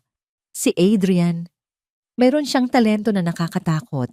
Tinulungan niya ako at sa isang iglap ang 8 bar na paulit-ulit kong tinutugtog ay naging isang buong obra. Siya ang dapat kilalanin dito, hindi ako. Ang mga luha ay muling tumulo mula sa mga mata ng matanda. Itinago mo ito, sabi ni Maestro Joaquin. Ang boses ay nanginginig sa pagsisisi. Bakit, Adrian? Bakit mo hinayaan ang lahat na maniwala sa isang kasinungalingan? Dahil iyon po ang inakala kong tama, sagot ni Adrian. Para sa alaala ni Leo, para sa kaligayahan ni Melissa, ngunit nagkamali po ako. Ang kasinungalingan ay hindi nagdudulot ng kaligayahan, nagdudulot lang ito ng mas marami pang sakit. Maestro, kailangan ko po ang tulong ninyo, hindi para sa akin, kundi para kay Melissa. Sinisira na siya ng sarili niyang ama. Sa boardroom tapos nang magsalita ang mga kalaban ni Melissa, mayroon ka bang nais sabihin para ipagtanggol ang iyong sarili, Miss Alcantara, bago tayo bumoto? Tanong ng chairman. Ito na ang sandali. Tumayo si Melissa. Opo, sabi niya sa isang malinaw at matatag na boses. Mayroon akong sasabihin, ngunit hindi ito isang pagtatanggol. Ito ay ang katotohanan. Tumingin siya sa kanyang ama. Totoo, nagkansela ako ng isang mahalagang deal. Ngunit ginawa ko ito dahil ang deal na yon ay nakabase sa isang kasal na walang pagmamahal at puno ng kasakiman. Totoo, ipinagtanggol ko ang isang empleyado. Ngunit ginawa ko ito dahil ang pagiging leader ay hindi tungkol sa pagtingin sa posisyon ng isang tao, kundi sa pagtingin sa kanilang pagkatao. At ngayon, nagpatuloy siya. Pag-usapan natin ang tungkol sa integridad. Pag-usapan natin ang tungkol sa mga sakripisyo para sa kapakanan ng kumpanya. Naglakad si Eileen at inilapag sa harap ng bawat miyembro ng board ang isang folder. Nasa harap ninyo, sabi ni Melissa, ang mga dokumento mula sa isang proyekto ng Alcantara Productions, 12 taon na ang nakalipas. Isang proyekto kung saan, upang makatipid ng ilang daang libong piso, inaprubahan ng noon ay CEO si Ricardo Alcantara ang paggamit ng substandard na mga materyales para sa scaffolding. Isang bulungan ng gulat ang kumalat sa silid. Si Don Ricardo ay namutla. Ang desisyong yon ka. Patuloy ni Melissa, ang kanyang boses ay tumataas, ay nagresulta sa isang aksidente. Isang aksidente na dumurog sa kamay at sa pangarap ng isang batang pianista na may pangalang Adrian Reyes. Ang patas na kabayaran na binigay ninyo, Papa, ay hindi man lang sapat para sa rehabilitasyon niya, kasama pa ng isang non-disclosure agreement para patahimikin siya. Isang kasinungalingan. Sigaw ni Don Ricardo tumatayo. Hindi pa ako tapos. Sagot ni Melissa, ang kanyang boses ay mas malakas. Biglang bumukas ang pinto ng boardroom. Pumasok si Maestro Joaquin Cruz kasama si Adrian Reyes sa kanyang likuran. Natigilan ang lahat. Sino kayo? Anong ginagawa ninyo dito? Sigaw ng chairman. Ako si Joaquin Cruz. Sabi ng maestro, ang kanyang boses ay may awtoridad na hindi matatawaran. At narito ako upang itama ang isang pagkakamaling hinayaan kung magpatuloy sa loob ng 16 na taon. Ipinakita niya ang sulat ni Leo. Ibinahagi niya ang kwento sa likod ng pangako ng mga bituin at kung paano ang tunay na kompositor ay si Adrian Reyes. Pagkatapos kinuha ni Eileen ang isang laptop at ipinlay ang isang video. Isang lumang video mula sa music camp na ipinadala ng isa sa mga dating kaklase na nahanap ni Eileen kagabi. Ipinapakita nito ang isang batang Adrian Reyes na tumutugtog sa piano nang may kahusayang maihahalin tulad kay Leo. Ang lahat ng ebidensya ang dokumento ng aksidente, ang sulat ni Leo, ang testimonya ng maestro, ang video, ay sunod-sunod na inilatag. Ang kaso na maingat na binuo ni Don Ricardo at Richie ay gumuho na parang isang kastilyong buhangin. Sa huli tumingin si Melissa sa kanyang ama. Ang kanyang mga mata ay hindi na puno ng galit, kundi ng isang malalim na kalungkutan. Ang sakripisyong ginawa ninyo, Papa, ay hindi para sa kumpanya. Ito ay para sa sarili ninyo, para sa pera. Isinakripisyo ninyo ang buhay ng isang tao at pagkatapos ay sinubukan ninyong isakripisyo ang sarili ninyong anak para pagtakpan ito. Hinagis ni Melissa ang isang huling kopya ng mga dokumento sa mesa sa harap ng kanyang ama. Ang papel ay kumalat sa makintab na kahoy. Ito ang klase ng pamumuno na gusto ninyong ibalik sa Alcantara Holdings. Tanong niya sa buong board, ang kanyang boses ay umalingaw-ngaw sa nakabibinging katahimikan. Si Don Ricardo ay napaupo sa kanyang silya, tila ba biglang tumanda ng 10 taon. Wala na siyang masabi. Si Richie Valencia ay tahimik na tumayo at lumabas ng silid. Alam na tapos na ang laro. Ang chairman ng board ay tumingin sa paligid sa mga mukha ng kanyang mga kasamahan na puno ng gulat at kahihiyan. Tumingin siya kay Melissa na nakatayo ng matatag sa gitna ng lahat sa tabi ni Adrian. Sa tingin ko, sabi ng chairman sa isang mahinang boses, hindi na natin kailangan pang bumoto. Ang kapalaran ay bumaligtad. Ang katahimikan sa boardroom matapos ang mga revelasyon ay mas mabigat kaysa sa anumang sigawan. Ang mga miyembro ng board isa-isa ay umiwas ng tingin kay Don Ricardo Alcantara. Ang hari ay nahubaran sa harap ng kanyang korte at ang kanyang kapangyarihan na binuo sa loob ng dekada ay naglaho sa isang umaga lamang. Ang boto ay hindi na kinailangan. Sa isang mabilis at halos nagkakaisang desisyon, ang board ay nag-alok kay Don Ricardo ng isang maagang pagreretiro. Ito ay isang magalang na paraan ng pagpapatalsik sa kanya, isang paraan upang maiwasan ang mas malaking eskandalo na tiyak na sasabog kung ang mga dokumento tungkol sa aksidente ni Adrian ay makarating sa media. Kapalit ng kanyang katahimikan at pagbibitiw sa lahat ng kanyang posisyon, bibigyan siya ng isang malaking severance package at mananatili ang kanyang shares, ngunit wala na siyang anumang kontrol sa operasyon ng kumpanya. Walang nagawang iba si Don Ricardo, kundi ang sumang-ayon. Tumayo siya, hindi tumingin kahit kanino, at tahimik na lumabas ng silid na minsan ay kanyang kaharian.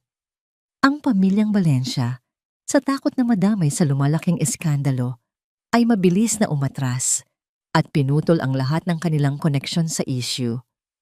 Ang kanilang tangkang pag-agaw sa Alcantara Holdings ay bigo. Nang matapos ang lahat at ang mga miyembro ng board ay isa-isang umalis na may mga pilit na pagbati, kay Melissa na iwan sa silid, sina Melissa, Adrian, Maestro, Joaquin at Eileen. Tapos na. Bulong ni Eileen na may halong paghanga at ginhawa sa kanyang boses. Nanalo ka, ma'am. Tumingin si Melissa sa paligid ng tahimik na silid. Pakiramdam niya ay hindi siya nanalo. Pakiramdam niya ay nakaligtas lang siya sa isang digmaan kung saan lahat ay talo. Ang relasyon niya sa kanyang ama ay tuluyan ng nawasak marahil ay habang buhay. Ngunit alam niya, sa kaibuturan ng kanyang puso na ginawa niya ang tama. Salamat. Sabi ni Melissa, ang kanyang tingin ay napunta kay Maestro Joaquin at kay Adrian. Salamat sa inyong dalawa. Hindi ko ito magagawa kung wala kayo. Ginawa ko lang kung ano ang dapat kong ginawa noon pa. Sagot ng maestro, isang maliit at malungkot na ngiti ang nasa kanyang mga labi. Ang tingin ni Melissa at Adrian ay nagtagpo. Sa mga mata ng isa't isa, nakita nila hindi lang ang pasasalamat, kundi ang isang malalim na ugnayan na nabuo sa gitna ng kaguluhan. Isang ugnayan na mas matibay pa sa anumang salita. Kinabukasan, isang bagong araw ang sumikat, literal at makahulugan. Ang balita tungkol sa biglaang pagre-retiro ni Don Ricardo ay lumabas, ngunit ang tunay na dahilan ay nanatiling isang sikreto sa loob ng 4 na sulok ng boardroom. Si Melissa Alcantara ang kinilalang nag-iisang pinuno ng Alcantara Holdings. Ang kanyang posisyon ay mas matatag kaysa dati. Ngunit ang tagumpay ay may kasamang pait. Sa gabing iyon, sa kanyang malawak at tahimik na penthouse, naramdaman ni Melissa ang bigat ng kanyang kalungkutan. Kinuha niya ang isang lumang litrato niya, kasama ang kanyang ama noong siya ay bata pa, nakangiti at masaya. Iniyakan niya ang amang minahal niya noon, hindi ang lalaking naging gahaman sa kapangyarihan. Sa gitna ng kanyang pag-iisa, isang pangalan ang pumasok sa kanyang isipan. Adrian. Kinahapunan nagmaneho si Melissa papunta sa Tondo. Ang kanyang mamahaling sasakyan ay tila isang dayuhan sa makikitid na eskinita. Natagpuan niya ang apartment ni Adrian at nakita niyang bukas ang pinto. Sa loob, si Adrian ay nag-aayos ng kanyang mga huling gamit sa isang kahon. Si Mia ay tahimik na naglalaro sa isang sulok. Nang makita siya ni Adrian, isang mahinang ngiti ang sumilay sa kanyang mga labi. Akala ko aalis ka na, sabi ni Melissa. Inaayos ko lang ang mga gamit. Sagot ni Adrian. Plano kong humanap ng bagong matitirhan. Isang lugar na hindi magpapaalala sa akin ng lahat. Pagtatapos ni Melissa, tumango si Adrian. Kahit na nanalo sila, alam niyang hindi na siya maaaring bumalik sa dati niyang buhay. Ang kanyang pagkatao ay nabunyag na. Isa siyang multo na muling nabuhay. Adrian, sabi ni Melissa, lumapit siya. Ang nangyari sa boardroom, hindi nito maibabalik ang mga taon na nawala sa'yo. Hindi nito mapapagaling ang kamay mo. Pero sana ay makapagsimula ito ng paghilom. Nagsimula na. Sagot ni Adrian, at sa unang pagkakataon, nakita ni Melissa ang isang tunay na kapayapaan sa kanyang mga mata. Dahil sa wakas, nalaman mo ang totoo. Iyon lang ang mahalaga sa akin. Isang sandali ng katahimikan ang namagitan sa kanila. Isang katahimikan na hindi awkward, kundi puno ng mga bagay na hindi masabi. Ano ang plano mo ngayon? Tanong ni Melissa. Nagkibit-balikat si Adrian. Hindi ko alam. Siguro, magtututuro ako ng piano sa mga bata. O quizzes bumalik sa probinsya. Mayroon akong ibang ideya, sabi ni Melissa. Ang Alcantara Holdings ay mayroong isang foundation. Nagbibigay kami ng mga scholarship sa iba't ibang larangan. Pero wala pa kaming programa para sa musika. Tumingin siya ng diretso sa mga mata ni Adrian. Gusto kong magtayo tayo ng isang music scholarship program para sa mga batang mahihirap ngunit may talento. Mga batang katulad mo noon. At gusto kong pangalanan natin ito bilang parangal kay Leo del Rosario. Natigilan si Adrian. Ang ideya ay napakaganda, napakaangkop. At gusto ko, dagdag ni Melissa, ang kanyang boses ay halos pabulong na ikaw ang mamahala nito. Ikaw ang magiging direktor. Ang mga mata ni Adrian ay nanlaki sa gulat. Ako pero, wala akong karanasan dyan. Isa kang inspirasyon. Putol ni Melissa. Isa kang survivor. At ikaw ang pinakamagaling na musikero na kilala ko. Sino pa ba ang mas karapat-dapat? Ang alok ni Melissa ay hindi lang isang trabaho. Ito ay isang pagkilala. Isang pagpapanumbalik ng dignidad na matagal nang ipinagkait sa kanya. Ang mga luha ay namuo sa mga mata ni Adrian, ngunit sa pagkakataong ito, hindi dahil sa sakit, kundi sa pasasalamat. Hindi ko alam kung anong sasabihin ko. Sabi niya, ang kanyang boses ay garalgal. Sabihin mo lang na, oo, nakangiting sabi ni Melissa. Isang mabagal ngunit siguradong tango ang naging sagot ni Adrian. Sa sulok na panood ni Mia ang lahat, lumapit siya at hinawakan ang kamay ni Melissa. Hindi na po ba aalis si tatay? Tanong niya.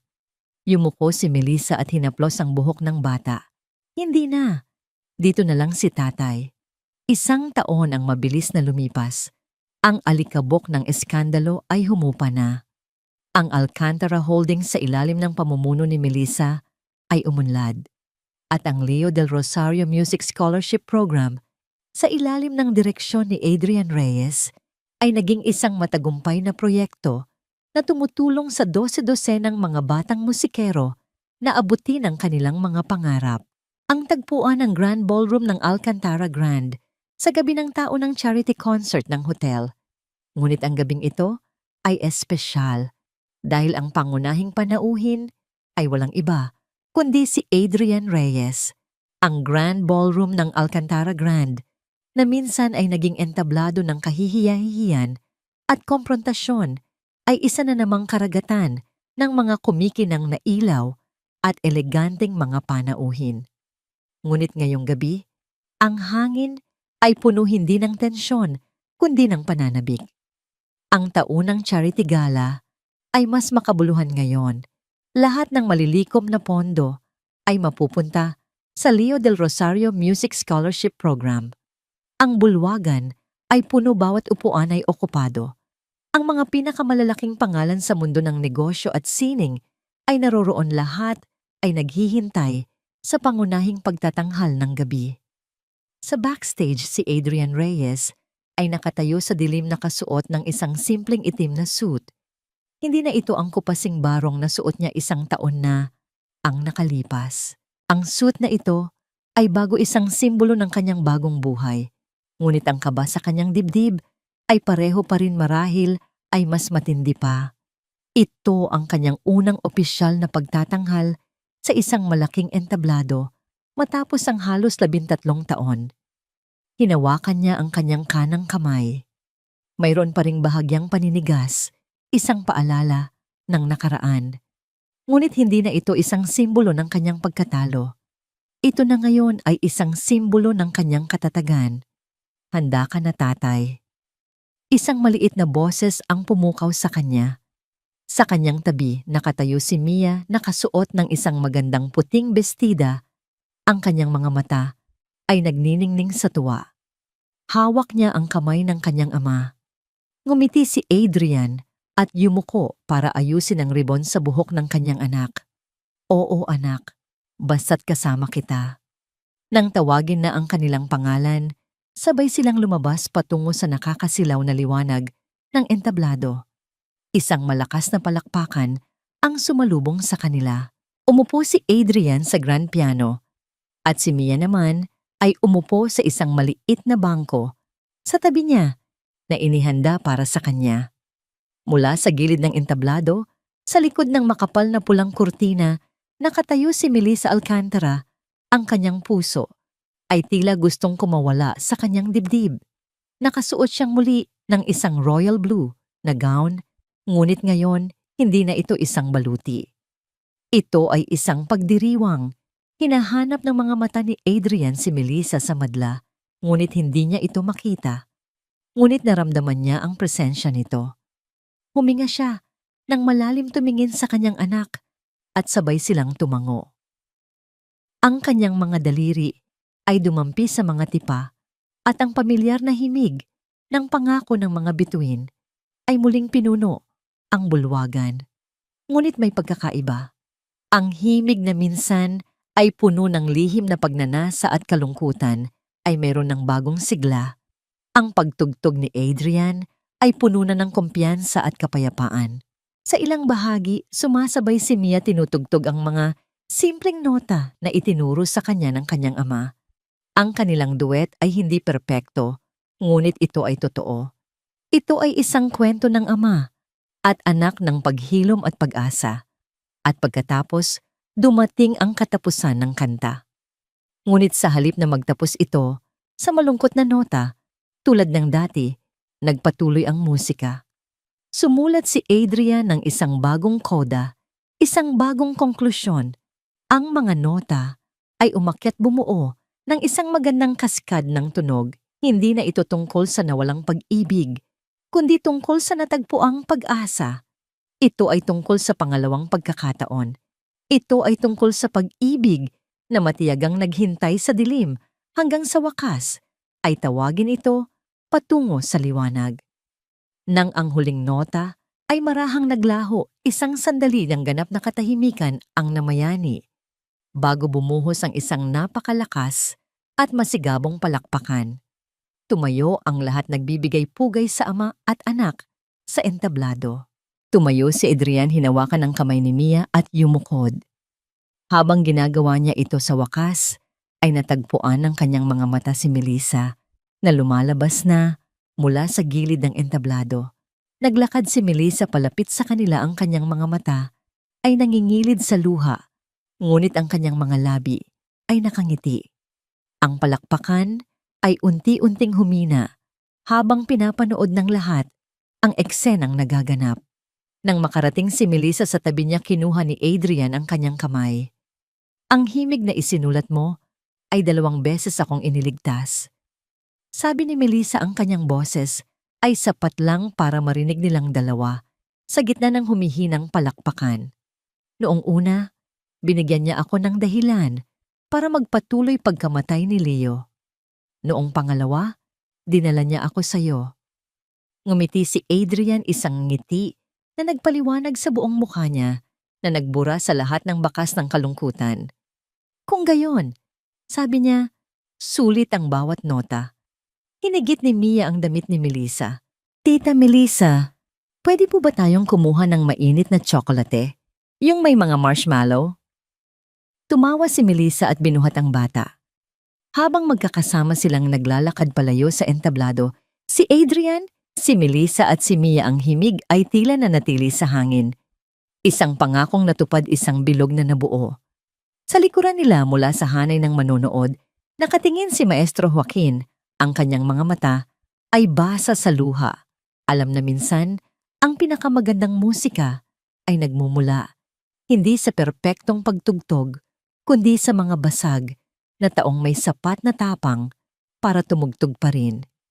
Ilang buwan ang lumipas sa isang hapon ng tagsibol, habang ang mga bulaklak ng cherry blossom ay nalalaglag na parang niebe sa isang parke sa syudad. Si Adrian at Melissa ay nakaupo sa isang bangko habang si Mia ay naghahabol ng mga paru-paro sa damuhan. Iniisip ko, sabi ni Melissa, isinasandal ang kanyang ulo sa balikat ni Adrian. Tungkol sa kantang iyon, mayroon na itong katapusan ngayon, pero pakiramdam ko iba pa rin. Para bang patuloy pa rin itong isinusulat. Ipinagsalikop ni Adrian ang kanilang mga daliri. Siguro iyon nga ang punto. Siguro ang pinakamagagandang pangako ay hindi yung binitiwan ng isang beses lang. Siguro ito yung mga pangakong paulit-ulit nating ginagawa araw-araw sa libu-libong maliliit na paraan. Humarap si Melissa upang tingnan siya, ang kanyang mga mata ay malambot. Kung gayon, mangako ka sa akin, hindi habang buhay, hindi isang engrandeng deklarasyon, ipangako mo lang sa akin ngayon na patuloy kang tutugtog, na patuloy mong tuturuan si Mia, na patuloy mong ipapakita sa akin kung paano magmahal kahit mahirap. Ipinapangako ko, sabi ni Adrian, at alam niyang mula ito sa puso. Tumakbo pabalik si Mia sa kanila, humihingal at nakangiti, isang talulot ng cherry blossom ang sumabit sa kanyang buhok. Tatay, Tita Melissa, halikayo, tingnan ninyo. May tumutugtog ng piano doon sa may fountain. Tumawa si Adrian at tumayo, itinayo rin si Melissa. Dapat ba nating pakinggan? Oo naman, sabi ni Melissa. Ngunit bago sila maglakad, Tumingkayad siya at hinalikan si Adrian, isang halik na malambot at sigurado na may lasa ng kape at pangako. Para saan yon? Tanong ni Adrian. Ang kanyang mga mata ay nagniningning. Para sa pagsulat mo sa akin ng isang kanta noong hindi mo naman kailangan. Sabi ni Melissa, pinipisil ang kanyang kamay. Para sa pagiging matapang mo na magpakita kahit natatakot ka. At para sa pagtuturo mo sa akin na minsan ang mga pinakakahangahangang tao ay yung hindi napapansin ng iba. Naglakad sila patungo sa fountain. Si Mia ay masayang tumatalon sa unahan. Naisip ni Adrian kung paano 16 na taon na ang nakalipas, isa lang siyang takot na bata na ibinuhos ang kanyang puso sa isang himig, hindi inaasahan kung saan siya dadalhin ng mga notang iyon. Dinala siya nito sa isang buhay na hindi niya kailanman pinangarap na posible. Ang pianista sa tabi ng fountain ay bata pa marahil ay nasa kolehiyo tumutugtog nang may mas maraming sigasig kaysa sa kasanayan. Ngunit mayroong kadalisayan sa kanyang pagsisikap. Nang matapos ang bata si Adrian ang unang pumalakpak. Magaling, sabi niya. Patuloy ka lang tumugtog kahit mahirap. Huwag kang titigil. Nagningning ang mukha ng batang pianista. Inakbayan ni Melissa si Adrian habang nakikinig sila. Umupo si Mia sa kanyang kandungan at ang tatlo ay naupo roon habang ang musika ay dumadaloy sa kanila. Hindi perpekto taos-puso at lubos na makatao. Sa itaas nila, ang mga bulaklak ng cherry blossom ay nahuhulog na parang biyaya. At sa isang lugar sa malayo, mayroong tumatawa at ang mundo sa isang maningning na sandaling iyon ay tila nasa tamang-tama nitong ayos.